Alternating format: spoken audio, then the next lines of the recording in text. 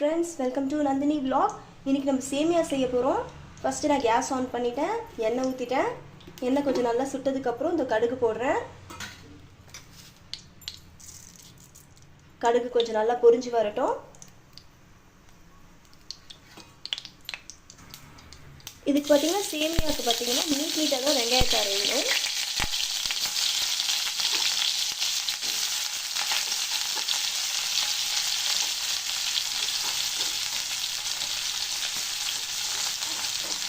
Next கருவேப்பிலை போடலாம். எல்லாத்தையும் சேர்த்து நல்லா மிக்ஸ் பண்ணிடலாம்.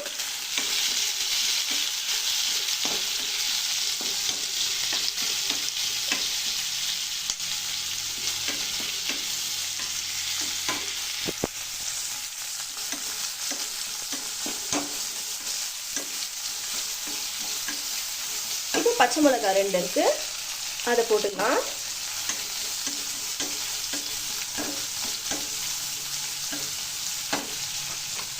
அடுத்து தக்காளி,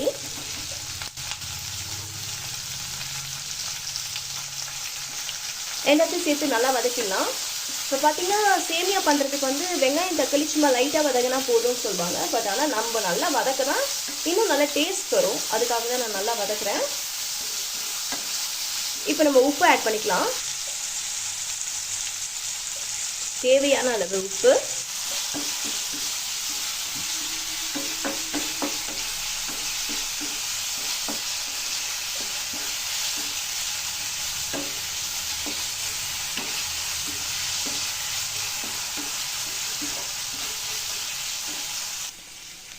இப்போ நம்ம இந்த சேமியாவை ஆட் பண்ணிக்கலாம். இப்போ தேவையான அளவு தண்ணி,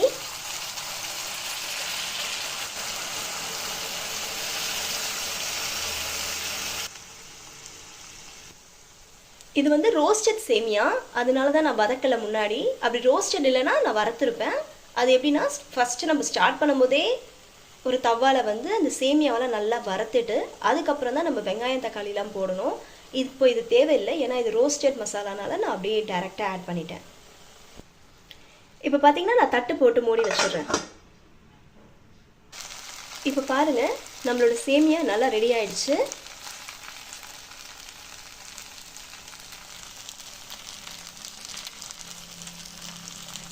அவ்வளோதான் ஃப்ரெண்ட்ஸ். மறக்காமல் நந்தினி vlog-ஐ சப்ஸ்கிரைப் பண்ணுங்கள். பாய்.